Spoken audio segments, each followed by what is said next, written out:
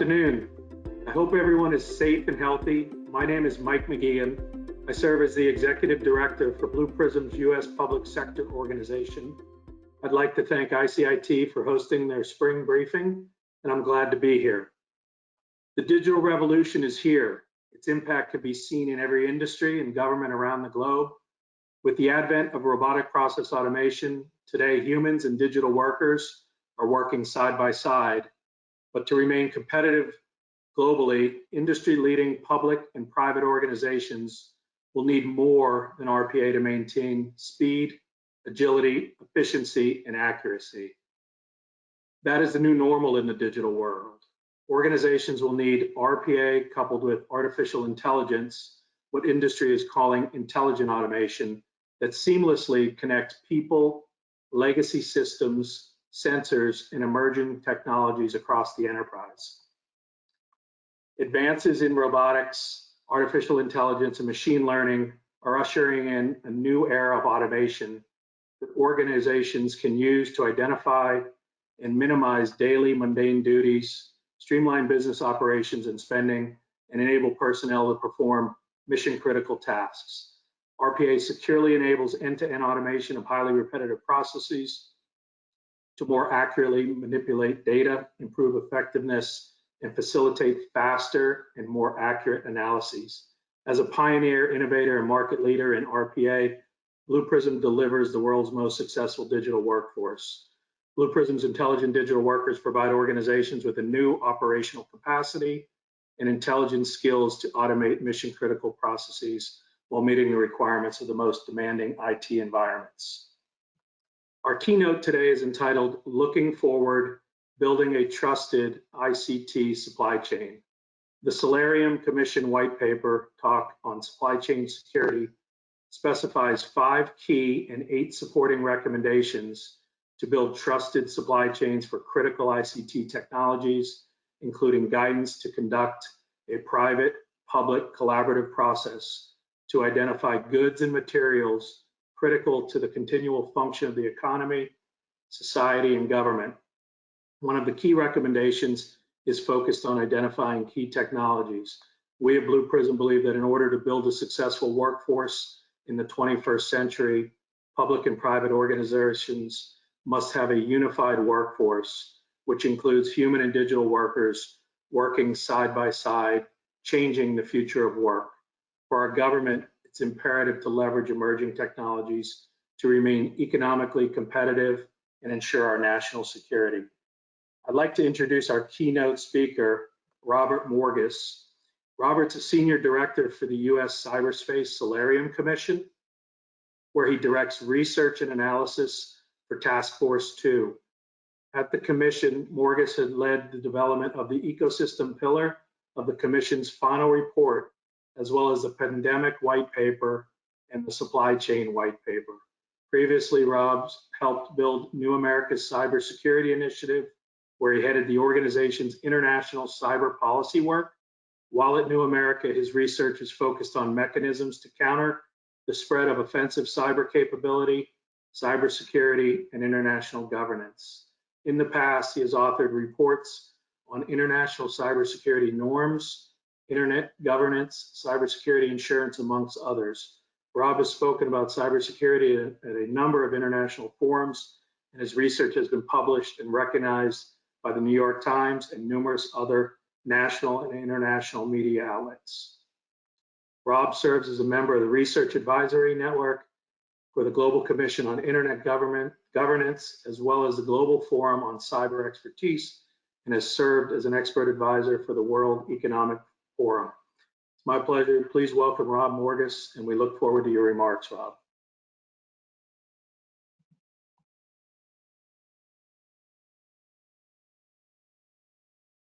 Thank you, Michael, and thank you to ICIT and to Don Davidson for doing the yeoman's work to pull this together. It's a great pleasure to be here today.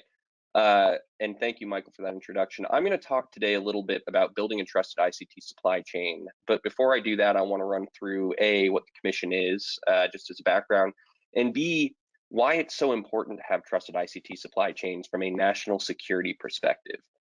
Starting with the commission, The Cyberspace Solarium Commission was created by the fiscal year 2019 National Defense Authorization Act, and our main mandate was to create and recommend a strategic approach and recommendations to protect the United States against cyber incidents of significant consequence. We had 14 and have 14 commissioners, 4 serving legislators, 4 executive branch commissioners, and 6 appointed members from business, academia, think tanks, former governments, and the like.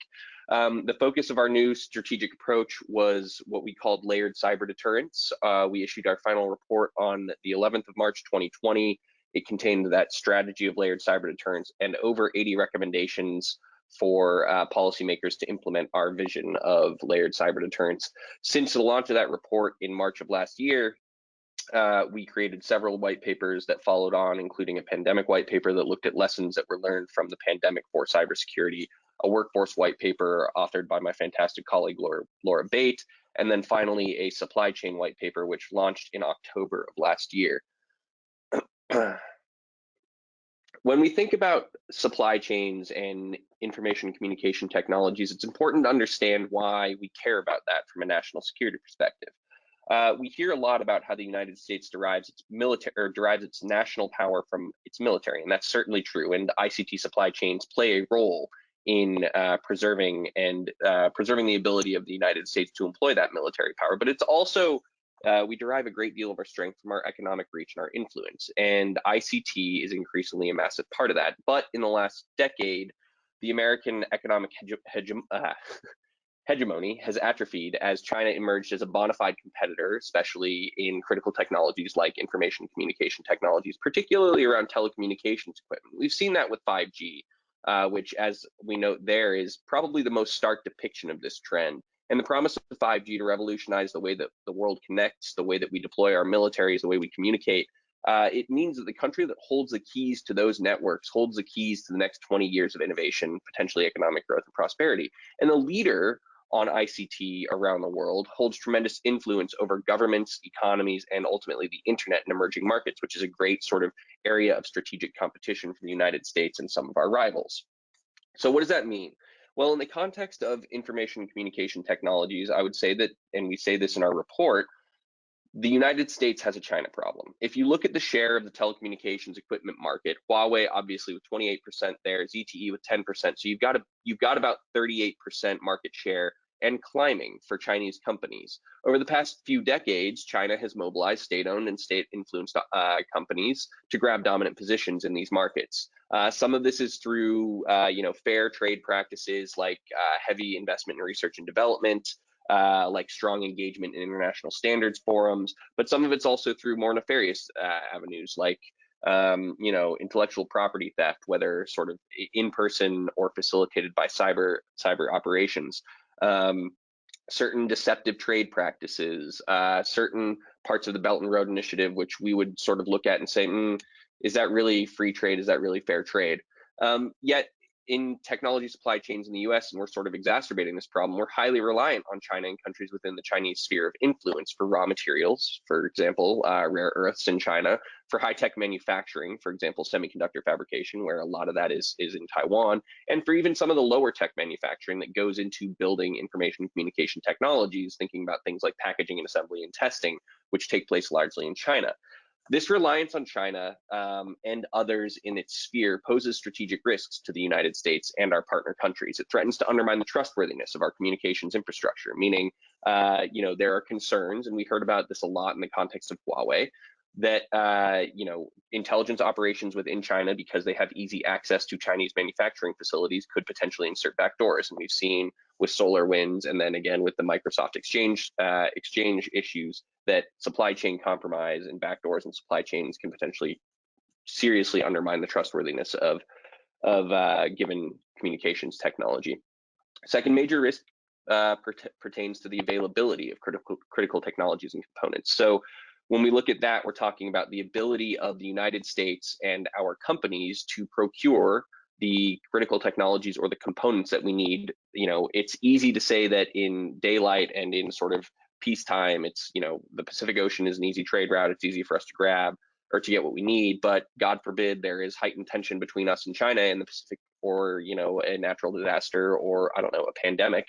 and the Pacific Ocean becomes a more risky trade route, then we are in a bit of a world of hurt in terms of sourcing critical components, particularly semiconductors from East Asia. So it's something that we need to be thinking about. And then finally, the sort of last piece of the sort of strategic level risk pertains to the sort of ability of our industry to actually compete on a global stage, and that plays into the sort of point I made about the sort of leader in ICT moving into the future, potentially setting the stage and setting the sort of terms on which sort of emerging economies develop and governance develops in emerging economies.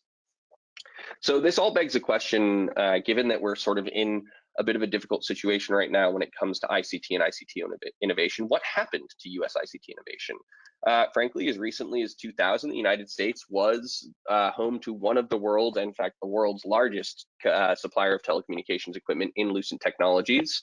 They were producing everything from semiconductors and packaging to finished network technologies, not only for themselves, but for the broader market. In 2000, Lucent's revenues surpassed 40 billion. That eclipsed its nearest competitors by over 10 billion. Built on the back of Bell Laboratories, the storied sort of company, Lucent Technologies was a global leader in network technologies. However, from 2000 to 2006, poor management and steadily declining revenue ultimately resulted in a merger with the French telecommunications equipment provider Alcatel. A series of further questionable decisions led Alcatel and Lucent to gradually cede their incumbent advantage as a network technology provider, and they failed really to keep pace with Nordic and Chinese competitors who were able to innovate faster, bring cheaper products to market, and more advanced technology to market sooner. At its height, Lucent was a robust, sort of vertically integrated company, and what we lost with the sort of demise of Lucent was more than just a telecommunications equipment provider. It was our only true integrator. Today, we have corporations like Intel, Micron, TI, Global Foundries. They retain some semiconductor fabrication capability, for example, in the United States, but all of these companies also manufacture overseas, and most new semiconductor manufacturing capability is located outside of the United States. We also see a bit of a worrying trend here when we talk about research and development investment. In the mid-1970s, the US was spending about 1.25% of our annual GDP on research and development. After 50 years of intermittent reductions, we now spend about 0.75% of our GDP on research and development. The decline in investment in R&D has been particularly pronounced in recent years, and it's true that in so many fields today, the impacts of the COVID pandemic are causing significant damage in research capacity as well. So there's that added component that we're having to deal with. And while these cuts in R&D may save money in the short term, in the longer term, we pay for those savings many times over by dulling our country's competitive edge. And by comparison, China's investment in their own R&D from public and private sources has increased dramatically, averaging over 15% growth per year since 1995. So where does that leave us when we talk about ICT innovation in the United States? Well, there are three major challenges to reinvigorating or reimagining the US ICT sort of manufacturing infrastructure. And the reason this is important is because, domestic manufacturing, we're not saying you need to onshore everything, but we are saying that there are certain things that we do need to think about onshoring and how we do that, and how we do that with partner countries and partner companies. So three big challenges in the US. And I would say that these actually three challenges also hold true in many of our partner countries. There's a lack of patient capital. There are investment barriers to entry, and there are standards and IP issues facing companies that don't have an incumbent advantage. So let's talk a little bit about each of these. The first, that lack of patient capital. Well, private capital is flowing into some kinds of technologies. Firms on the cutting edge of hardware development and manufacturing in the United States face a very competitive market for financial capital. As you can see there, in 2019, for the second straight year, the VC ecosystem invested over 136 billion in US companies. Institutional investors dwarfed that as well, putting trillions of dollars into US companies. However, a meager 2.8% of that money, or about 3.8 billion, was invested in hardware, and that's a symptom of a long-term and growing trend.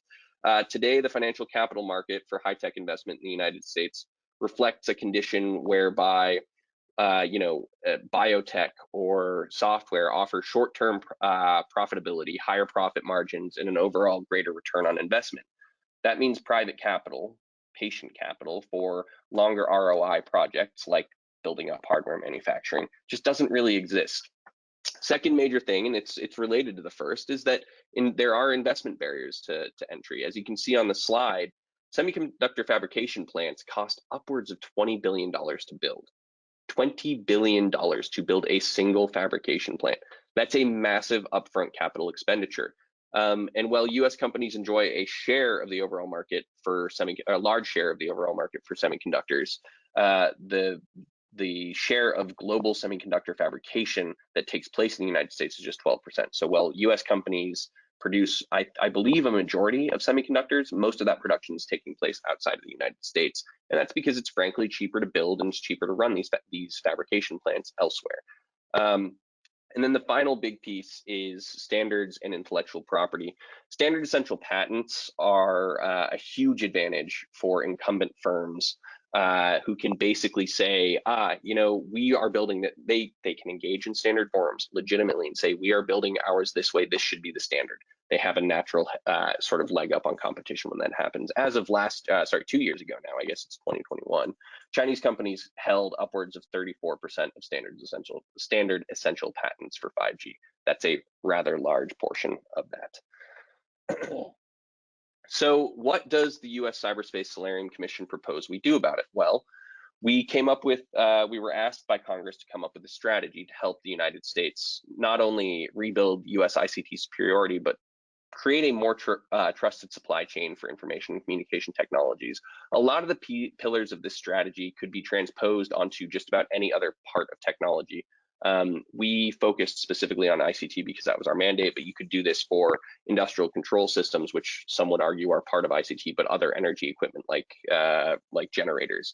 You could do this for health devices. You could do this for any piece of emerging or current generation technology. So the first pillar of our strategy, and it's worth noting actually before we get into that, the key here is partnership with all of this. The US government is not going to be able to do this alone. We need to engage more robustly and better with our foreign government partners, but we also need to be thinking critically about and engaging in a very sort of honest way with potential champions, both our national champions in industry and potentially national champions from partner countries in industry. So, built on that strong foundation of partnership, we talk a little bit about the different sort of pillars of a strategy. The first is we need to identify key technologies and equipment. Fortunately, the Biden administration is taking this seriously.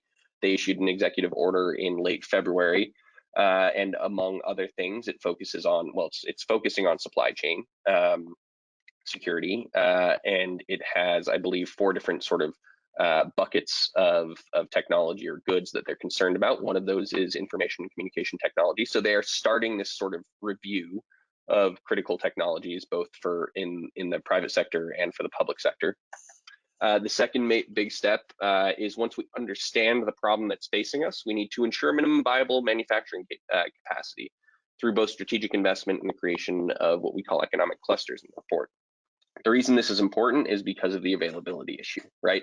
We're not talking about onshoring everything. We can trust or we cannot trust, and we can verify manufacturing in certain countries, right? We want to create a trusted ecosystem of manufacturing for our ICT, but we don't need to bring it all onshore. However, we do want to bring a minimum viable amount close to us so that we always are confident in the availability of needed componentry and technology. This means not only bringing some of it to the US, but also looking to other low-cost alternatives that are nearby, thinking about things like Mexico and Central America, potentially even South America. The third big sort of pillar of the strategy that we recommend revolves around protecting supply chains from compromise, and this involves better intelligence and information sharing with the private sector, better product testing, and the like.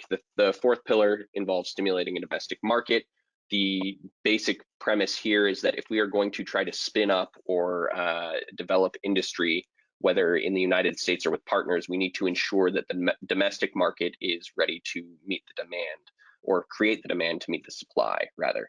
And then the final piece is ensuring global competitiveness of our sort of champion firms in the face of Chinese anti-competitive behavior. So that's the sort of high-level overview. I'm going to run through each of those pillars in a little bit greater detail and talk a little bit about each of the recommendations here in a second, but I did want to pause and talk a little bit about the importance of partnership. To my earlier point, we're not going to be able to do this alone. The U.S. government can't succeed without the private sector, and the country as a whole cannot succeed without a strong network of allies and partners. That includes partners in the private sector in other countries. I'm thinking about, Taiwan Semiconductor Manufacturing Corporation, TSMC, as many people will know them. They're one of the most important countries in the world, or companies in the world, excuse me. They're in a country that is in a hotly contested region. They're within China's sphere of influence. We need to figure out the best way to manage that risk. I don't think we're going to completely wean off TSMC. I don't think we should. I think we should try to bring Taiwan closer. But that's something that we need to sort of create a concerted policy and strategy towards. I also think about, the Nordic elves, as some call them, the Nokia and the Ericsson of the world, which are the predominant Western telecommunications equipment providers. They're not American, but they have some level of incumbency and advantage. Therefore, we need to be thinking about how we work with those companies, whether it's sort of thinking about how to pour financial capital into them to have a greater financial stake, or sort of facilitate them in sort of competition with Huawei and ZTE in emerging markets. So that's an incredibly important piece of the equation, and we need to definitely be doing a little bit more to figure out and to sort of create a strong network of partners. But let's move on to the strategy itself. So pillar one, as Michael mentioned and as I already mentioned, involves the identification of key technologies and equipment. As a first step towards securing supply chains, we need to understand what it is we're trying to secure. Identification of critical materials and equipment to conclude those technologies and materials crucial to ensuring the reliability of critical technology supply chains in the United States, both for the government and for the economy and society as a whole, is entirely necessary. Equipment is likely to include things like weapon systems and telecommunications equipment, but also likely general purpose computing. Semiconductors and chips are more complicated to produce and require more technical manufacturing, while other components are less difficult to produce, right? So they present different risks depending on the challenges that it pertains to producing them. Our major recommendation there is one that's already underway, as I mentioned, with the Biden administration's executive order, and that is to run a public-private process to identify key ICTs and materials through industry consultation and a government review. The next pillar involves working to ensure minimum viable manufacturing capacity to produce these goods should global supply chains be disrupted. This is a particularly important strategic goal that will ensure the resilience of US-reliant high-tech equipment in times of crisis. For some key materials and equipment, the US does not have the ability to produce, leaving us vulnerable in times of crisis and reliant on non-US and sometimes untrusted partners to deliver, particularly thinking about raw materials and semiconductors in that particular context. A few recommendations in here.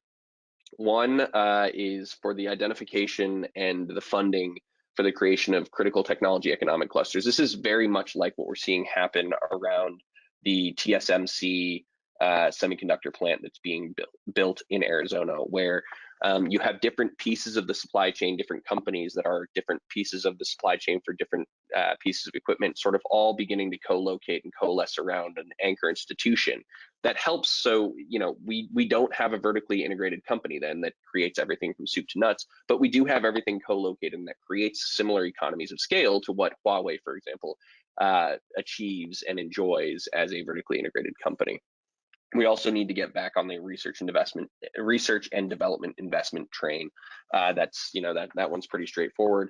And then a couple that I think are noteworthy and a little bit more sort of on the cutting edge.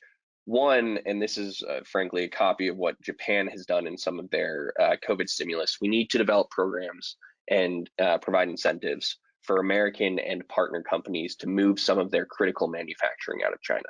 We need to defray some of the costs. Part of the reason why they're there is it's so much cheaper. We need to provide them with cheap alternatives, and some of that may have to be in the form of sort of taxpayer dollars or tax incentives. The second big piece, and this is to prevent us from having to pay the entire thing out of hide with taxpayer dollars, is to look into the viability of creating a public-private national security investment corporation. This corporation would have a public sector board, so thinking about Secretary of Defense, Secretary of Homeland Security, Secretary of Commerce, and others sitting on this board. And it would serve as a clearinghouse and also provide sort of loan guarantees, return on investment guarantees for institutional investors to connect them to investments of strategic importance to the United States. This is a good way for the United States to potentially unlock private capital and not have to spend the hundreds of billions of dollars that it will take on their own to reinvigorate American manufacturing. The beauty of that is, even if, say, 50% of those private investments fail and the U.S. government has to come in and backstop them, well, the U.S. government only footed 50% of the bill rather than 100%. So that is a positive outcome. Third pillar involves protecting supply chains that already exist from compromise. This is where a lot of what we've already heard about today and we'll hear about later in the day sort of focuses. So I'm not going to spend a ton of time on it, but we do have a couple of recommendations here. One, ICT supply chain risk management efforts in the federal government are both whack-a-mole and widely disparate. We need to do a better job of coalescing around a center of gravity in the United States government to sort of lead the supply chain risk management charge, not just in the sort of enterprise of the federal government, but also liaising with the private sector. Part of that, is going to be constructing or designating a National Supply Chain Intelligence Center, which we think could potentially furnish the private sector with valuable information about adversary intelligence operations, for example, that are attempting to undermine or create supply chain compromises. And then the final piece of this puzzle for us is we need to up our game when it comes to security testing of critical technologies. So what we're calling for is the identification of 3 critical technology security centers. Those would look at sort of specific verticals of technology. We've identified telecommunications equipment, industrial control systems, and open source code as sort of foundational technologies that need and merit attention. The fourth pillar of the strategy that we propose involves stimulating a domestic market. And to my point earlier, this is all about if we are going to create industry, we need to make sure that it survives. If we are going to help facilitate industry and manufacture, we need to make sure it survives. We need to give it a good domestic market. Right now, a couple of things that are really sort of low-hanging fruit that could be done to help do that. The first is anytime we are through the FCC or anyone else working on telecommunications infrastructure investment grants programs or projects, we need to tie that to open and interoperable standards. The reason why that's so important is Huawei and ZTE and other Chinese companies have been doing their utmost to undermine open and interoperable standards because it creates path dependency. It creates a dependency on Huawei or ZTE. So if you insert them into the stack in 3G or in 4G, you will then need to build Huawei on top of that in 5G and 6G in whatever the next generation may be. With open and interoperable standards, if you had Huawei in there for 4G or in there for 3G, you don't have to rip all of it out if they adhered to open and interoperable standards. You'd still be able to build your 5G on the top of those boxes with Ericsson or with Nokia or with Samsung. The second big thing involves mid-band spectrum, which is a hot button issue between the NTIA and the Department of Navy or the Department of Defense. Mid-band spectrum is the spectrum of choice globally for 5G, yet we are very, very slow to release it. What this means is that in some cases, companies that want to create or produce 5G equipment for the American market are needing to produce a separate version of equipment for the American market than they do for the global market, which is obviously creating inefficiencies and further undermining the competitiveness of our chosen companies in global markets. The final pillar of the strategy focuses then on doing a better job of ensuring that global competitiveness. And the main point here is that we have a bunch of tools at our disposal as the US government to facilitate greater competitiveness with the Chinese incumbents like Huawei and ZTE. We just aren't using them that way. The development community, for example, that first recommendation, we're talking about digital risk impact assessment. This is a common sort of template for a tool that the development community uses. They use it in other areas like human rights, environment, gender, to ensure that development projects don't have an undue negative impact on the environment, on human rights, right? We could create, and this is what our recommendation is to create a digital risk impact assessment that helps development practitioners understand that when they're buying that Huawei equipment for, pennies on the dollar for what it would cost to do for the alternative, they're actually opening their constituents up to a massive amount of risk, right? So maybe it's worth spending that extra money, right? So that's a simple, soft tool to help with that. But then there's the harder stuff. The Export-Import Bank, the Defense Finance Corporation, the Development Finance Corporation, the U.S. Trade Development Agency, each of which have tools that they could be using in order to facilitate greater competition, particularly in emerging markets with China. The challenge there is they don't all operate in legal, regulatory, and funding environments that are conducive to them doing so. Particularly, they're not able to support non-US companies, and we don't really have an ICT champion, so who are we supposed to support? And they are hamstrung from working in many cases in middle income countries, which is where a lot of the strategic competition is taking place. And then the final piece, and it's a simple piece to the puzzle, is again sort of a blacklist for development projects that are funded by US taxpayer dollars. This is something that AID and others do on an ad hoc basis, but we're saying it might be time to institutionalize it. So what does all of this mean? Well, in procuring ICT as well as other critical technologies, the United States participates in a global marketplace. This complicates risk management, frankly.